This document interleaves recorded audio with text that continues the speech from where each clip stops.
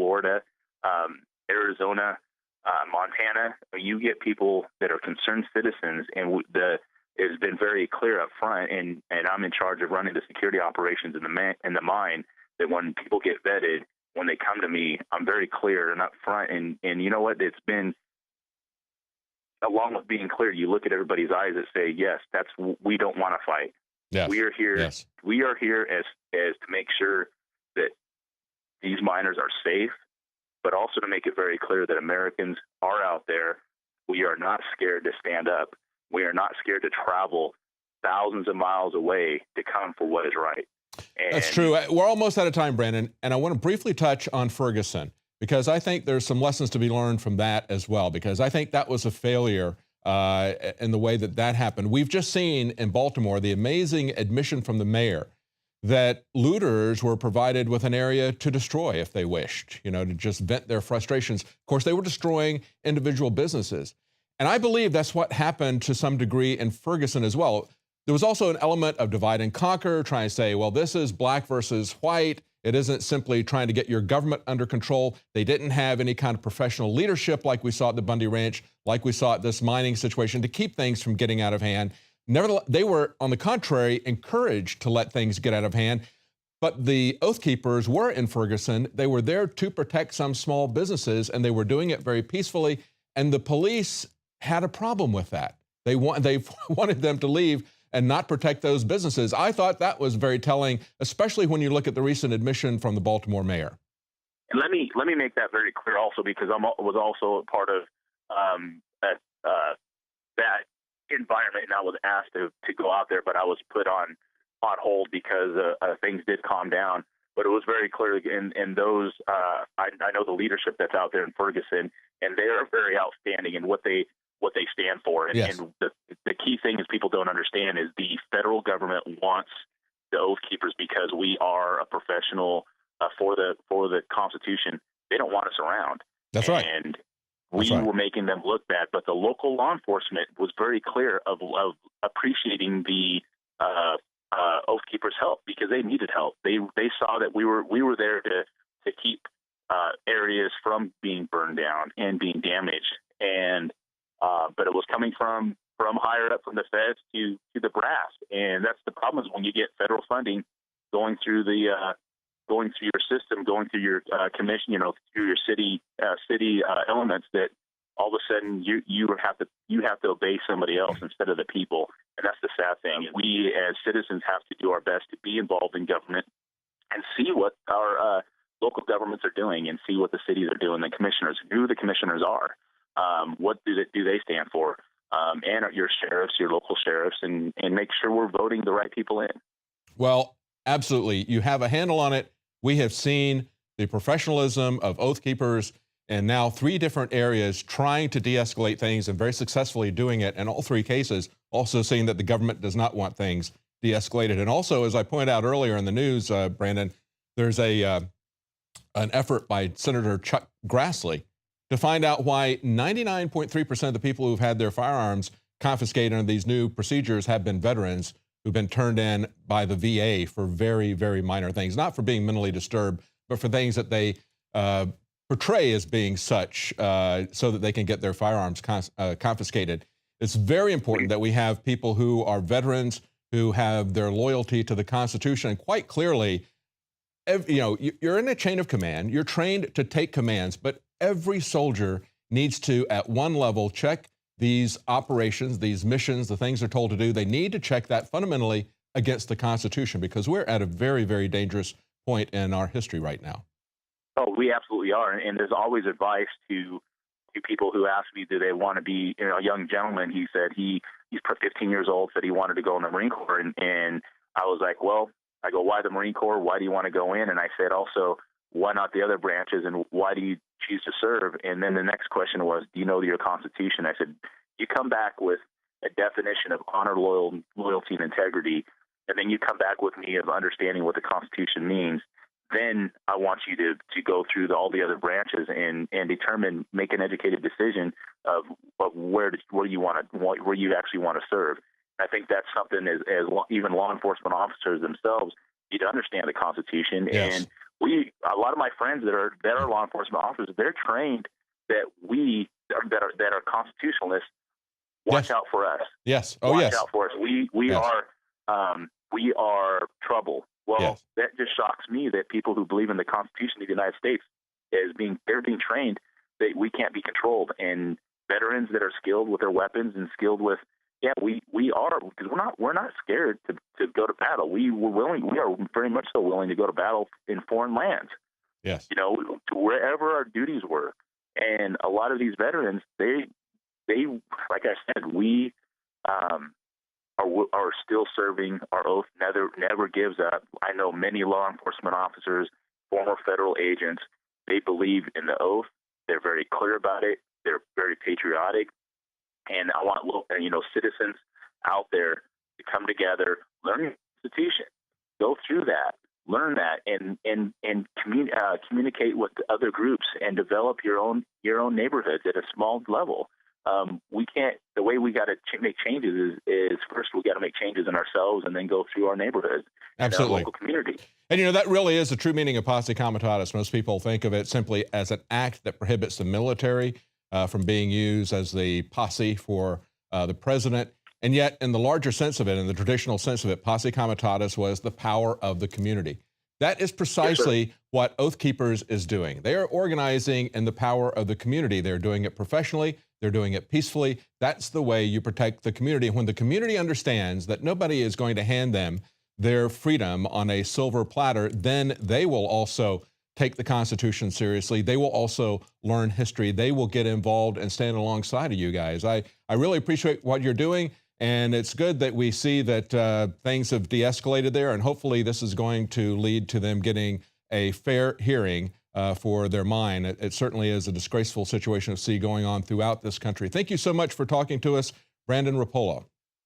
Thank you, and I appreciate everything. And it's oathkeepersjoco.com. Please donate. Please go there and keep updated.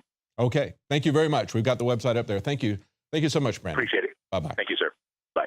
Again, if everybody would take their freedom as seriously as Brandon, we would have a very different country right now. And I really do appreciate what he is doing, what the other Oath Keepers are doing. I think they're genuine heroes. And it reflects well, as he said, on the entire organization, because we've seen this happen now in multiple areas of the country, mainly people at the local level. But again, it's that chain of command, and that integrity comes from the top. Well, that's it for tonight's news. If you're watching this on YouTube, please subscribe to our channel there. If you're not a Prison Planet TV subscriber, please subscribe to our nightly news broadcast and support us financially. You can watch the news every weeknight as it happens, and you can share that with up to 20 friends, along with all of Alex Jones's documentaries. Well, join us again tomorrow at 7 Central.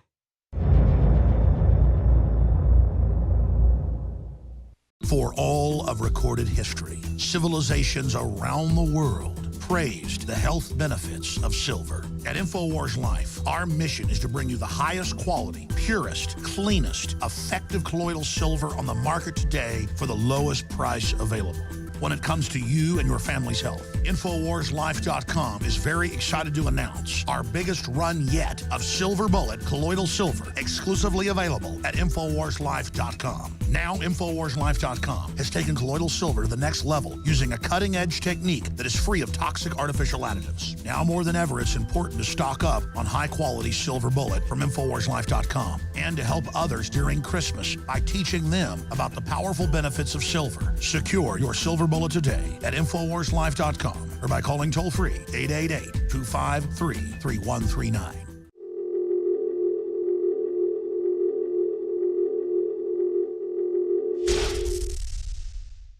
One of the most important and most often asked questions throughout human history is, where do we come from? What is the nature of reality? Where is our place in the universe? And to answer that question, you need to first ask yourself, do you care if humanity actually makes it into the future? Do you care about other individuals around you? Do you have a sense of racial consciousness for the entire planet and our species? Or are you the modern programmed man who has been taught to only care about themselves and who narcissistically believes that actually gets you ahead in the world. So many people I talk to, when they're brought face to face with globalist statements about humans being a disease and forcibly reducing population worldwide, laugh at me and say, well, humans are a disease. We are scum. As if giving up on humanity and throwing in the towel and only saying that they want to eat, drink, and be merry gives them some type of power. It doesn't. So from my research and from my heart, from my common sense, the question of what is our ultimate destiny and where did we come from is answered by the decisions we make, the dreams we have, and what we manifest together through harmony. The collectivists sell a counterfeit of this. They say, why, you must give up the needs of the few or the one for the many, to quote Spock. We are told over and over again by the counterfeiters that are creating a synthetic form of what's natural that by giving up our individuality, we empower the collective. No, no, no, no. It is by individuals coming together with their own diversity, their own perspectives, their own art, their own soul, their own passions, that we will create communities of harmony by individuals coming together through free will, through free association, by creating economies and cultures that truly reflect the dreams of the human heart and the human soul. That said, when you actually look into the literature of the technocratic ruling class, both intellectual and economic on this planet, there are two divergent groups. One group believes in humanity to a certain extent and is trying to warn us about the decisions that have already been made to dumb humanity down and ultimately cull our numbers down to almost zero. The other group are the progenitors of the eugenics-based system of thought, and they are the dominant group in the elite who are controlling the development of our civilization towards a very dark end. So the dichotomy is between the two choices, a Renaissance economy or an economy of conquest. The economy of conquest sells itself as altruistic and as the Renaissance, but in truth, it is the plague. And what made me think about this today, even deeper than I normally do, because these thoughts are constantly with me, was an article, several articles, but this one was out of the Australian Broadcasting Corporation, with Stephen Hawking giving a hologram speech to Sydney. Humanity won't survive another 1,000 years unless it escapes Earth, physicist Stephen Hawking warns. So again, I ask you the question. Do you believe humanity will make it? Do you even want humanity to make it? Or is it too scary to you, so you just say you don't care? Because if you say you don't care, we will certainly end up destroying this planet. We will give up on everything our ancestors did, going through hell on earth to get us to this level. And we will desecrate and, quite frankly, piss on everything that greater men and women before us did. Are we really at this incredible historical point when we have massive knowledge and technology and innovation at our fingertips, just going to be a bunch of nihilistic party animals that don't care and say F the world and watch our species fade into the night? Humans have made a lot of mistakes in the past, and it's normally during those crises that our greater angels show themselves. We have reached the point in our destructiveness, just as we have reached the point in our creativity, that if we continue down this road without a serious cultural discussion, we will undoubtedly destroy ourselves. The elites have run towards technology and oppression and brainwashing as a tool to dumb down the mass to make us more manageable so they can, quote, save the earth in this crisis. But in truth, they are some of the most evil, wicked,